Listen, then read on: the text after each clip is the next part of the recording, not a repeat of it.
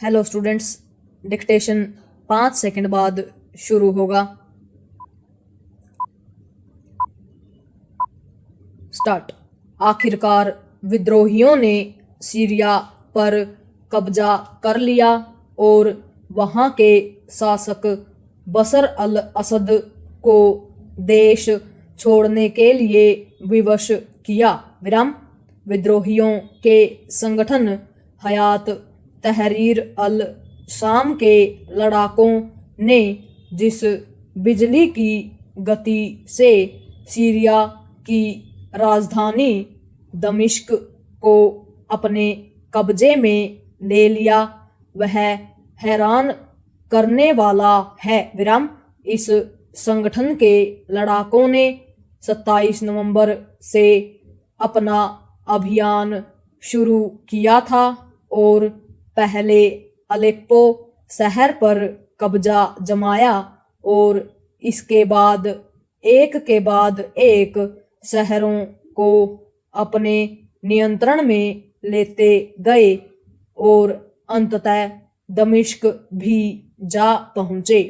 Aleppo से लेकर दमिश्क तक उन्हें जिस तरह किसी कड़े प्रतिरोध का सामना नहीं करना पड़ा, उससे यही स्पष्ट होता है कि सीरिया की सेना कमजोर पड़ चुकी थी। सीरिया के लोगों ने विद्रोही लड़ाकों का जिस उत्साह के साथ स्वागत किया, उससे यह भी पता चलता है कि बशर अल असद कहीं अधिक अलोकप्रिय हो गए थे। इस अलोकप्रियता का कारण उनका सीरिया पर निर्मम ढंग से शासन करना रहा। सीरिया लगभग 13 सालों से अस्थिरता और अशांति से जूझ रहा है। वह विद्रोही गुटों के साथ साथ अंतर्राष्ट्रीय ताकतों का अखाड़ा भी बना हुआ है। एक और जहां रूस और ईरान असद सरकार के समर्थन में खड़े थे, वहीं दूसरी ओर तुर्की, अमेरिका और इजराइल असद सरकार का पतन चाह रहे थे। इस बार ईरान और रूस असद की सहायता इसलिए नहीं कर सके क्योंकि जहां ईरान इजराइल के साथ उलझा हुआ है, वहीं रूस यूक्रेन में फंसा हुआ है। सीरिया में विद्रोहियों का कब्जा ईरान के लिए बड़ा झटका है।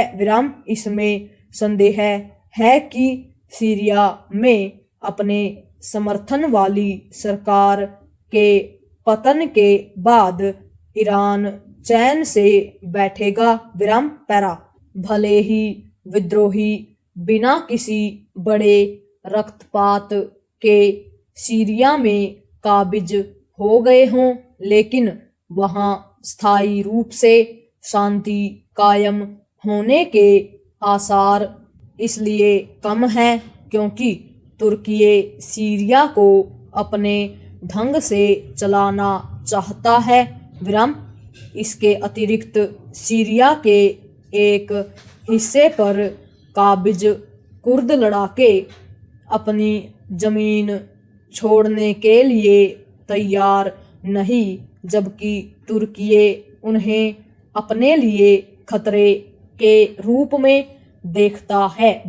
सीरिया में अशांति और अस्थिरता का खतरा इसलिए भी दिख रहा है क्योंकि हयात तहरीर अल शाम में वस्तुतः वही लड़ाके हैं जो कभी अल-कायदा और इस्लामिक स्टेट के साथ थे।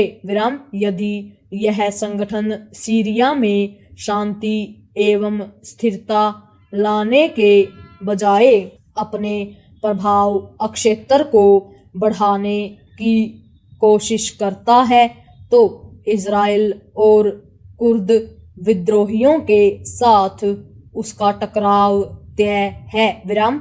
अब पश्चिम एशिया के देशों को यह सुनिश्चित करना होगा कि हयात तहरीर अल शाम का सीरिया पर कब्जा जिहादी तत्वों के मनोबल को बढ़ाने का काम न करे विराम, चूंकि इसकी भरी पूरी आशंका है कि सीरिया में जो कुछ हुआ उससे दुनिया भर के जिहादी संगठन बेलगाम हो सकते हैं।